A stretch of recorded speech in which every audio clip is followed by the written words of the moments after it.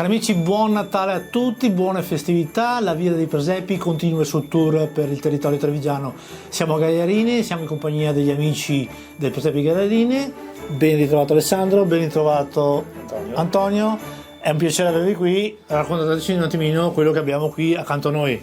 Allora, qui siamo in presenza di un presepio storico palestinese e in realtà siamo tre amici, l'altro è Mauro Cella che purtroppo anche lui.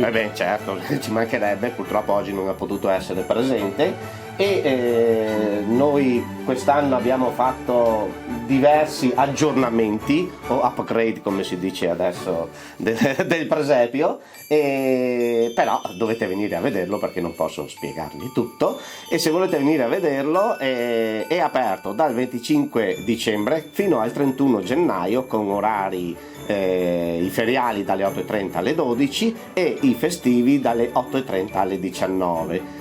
Solo dal 7 gennaio in poi siamo aperti solo la domenica dalle 8:30 alle 19. Per prenotazioni, se volete chiamare, c'è il 350 976 4684.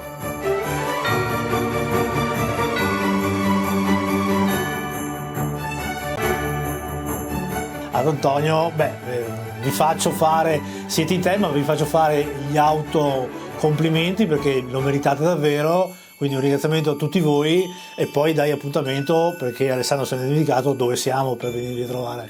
Bene, allora, Gaiarine, piazza della chiesa, piazzale San Tommaso, e comunque venite perché c'è tanto da vedere, è molto curioso come presepe e vi interesserà molto. Non ce ne sono tanti così in giro.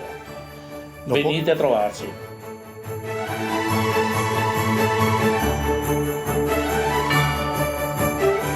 Lo possiamo garantire anche noi nella Via dei Presepi, sono tutti presepi particolari e veramente i volontari ci mettono passione e tempo, quindi vi aspettiamo qui a Gaiarine fino al 31 gennaio con gli orari che poc'anzi ha detto Alessandro. Noi vi diamo appuntamento alla prossima puntata, se dovete sapere dove dovete fare altro che seguirci, quindi buone festività a tutti da parte di Antonio, Alessandro e Mauro che in questo momento non c'è, e alla prossima. Grazie e buon Natale. Ciao.